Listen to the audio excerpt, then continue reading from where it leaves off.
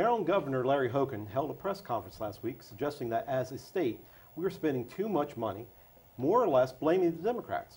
Jim, what is the state of the budget in Maryland, and who's driving all this spending? So, it was just a couple of weeks ago, I think, that we on this panel sat and talked about how the governor's budget was not causing any problems either with the Republicans or the Democrats.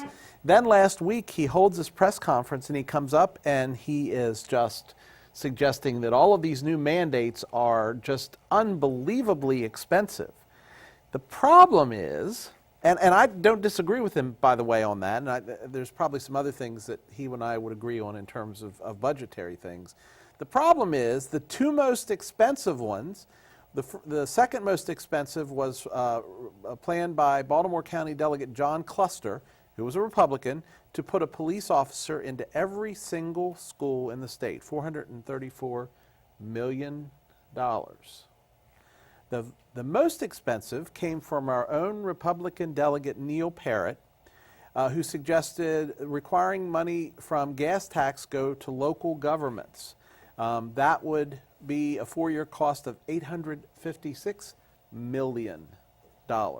Okay. So there's some pretty significant mandates. Now, and I read the article that you're citing.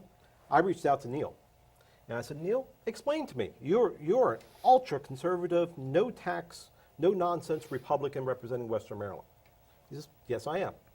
I said, explain to me how you're going through asking for $800 million. He says, only thing I'm looking to do is roll it back to pre-Martin O'Malley days. Before Martin O'Malley was in and they readied the transportation fund, he wants to take it back to the way it was. As an example, the city of Williamsport in 2008 had $144,000, and now they're down to 21. Okay, it's not really a realistic dollar amount to maintain your streets. We've lost that money to keep our local roadways up to date. Right. So, and where's it gone? Where's it going? Oh, I think we have it in the vacuum that's called Annapolis. Well, and it's going to mass transit, and it's going to general fund. I mean, that's the reality. Right. So is there a way to get the money back into the local jurisdiction where the gas tax revenue is actually being generated? Is there a way to bring the money back to the local jurisdiction and make Annapolis get a sharper pencil on how they're spending money in the general fund? I think one of the issues that the governor had out of this was he didn't want earmarks and mandates. He wanted to be able to have a little bit more liberty in how the money is spent in Annapolis. And what they tend to do when they're in Annapolis is they find a way to dog-ear something going through and say, oh, we're going to put this money here, or we're going to put this money here. When we increased the cigarette tax, it was to go for health benefits.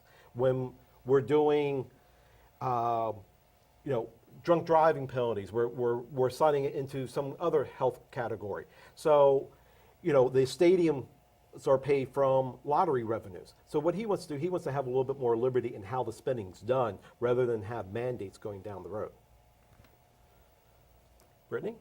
Well, I think no matter what your perspective is on it, they're spending, what is it, like $80 million, $90 million a day? So something obviously needs to happen. So whether they need to look at the legislation that they're trying to pass or just try to change the budget in general, something obviously needs to happen. Wait a minute, Brittany, aren't you a Democrat? Democrats love to spend money, don't they? Well, I do. I mean, honestly, well, with the other law that was the second most expensive, that was to put an officer in every school, and I think that absolutely needs to happen because we're seeing more and more violence happening, particularly in schools. So I agree that that's a good method to spend money on, but we can't afford $80 million a day. That's ridiculous. So you wouldn't advocate having training for the school principal and administration for them to carry their own firearms for protection of the students in the school? No, I think that's what the officers are for. Okay. Teachers and principals should be responsible for the stuff that they already have to be responsible for. Asking them to do more is just, I think it's unreasonable. So one of the things that I read, aside from the article that you and I both referenced, is the fact that it seems like Hogan at some level, according to the Democrats at least, is almost a Dr. Jekyll and a Mr. Hyde. One day he comes in and he's all about doing things together, nonpartisan, let's sing Kumbaya, and the next day he's coming in and just completely. But let's look at his poll numbers. He's the second highest supported governor in the country. I understand that. So he's polling at 70% approval rating, so he has to be doing something right. The problem is that Mike Bush is used to doing business as usual. Well, they Mike all are. Miller is used to doing business as usual, and Larry Hogan is bringing a breath of fresh air into Annapolis, and because the governor submits the budget, they're forced to operate from what the governor has put in.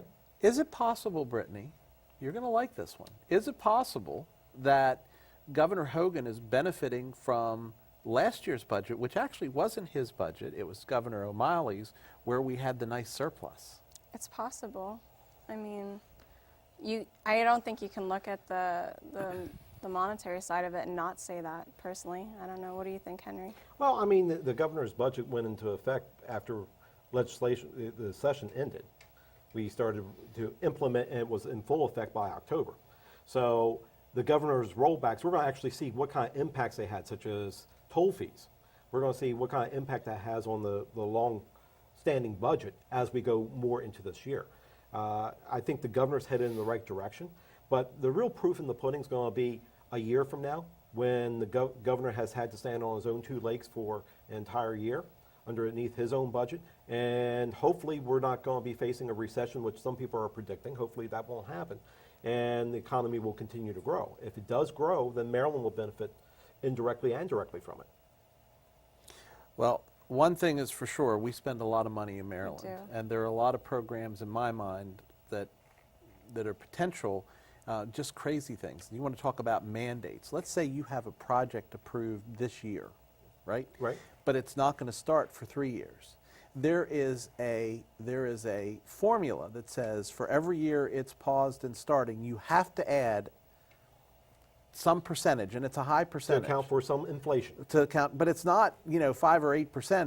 It's double digit. It's Right. double digit percentage, and so it benefits these people that are getting these projects to actually hold them off because they got more money to spend. The library locally, and I support that project, and I think it was a great thing, is a perfect example. We got significant more money than the original budget based on the fact that it took longer than we thought it was to implement. Okay. Big stuff. Good conversation. Up next, it's Fast Five, 4 panelists, 5 topics, in 6 minutes. Stay with us here on the Flip Side.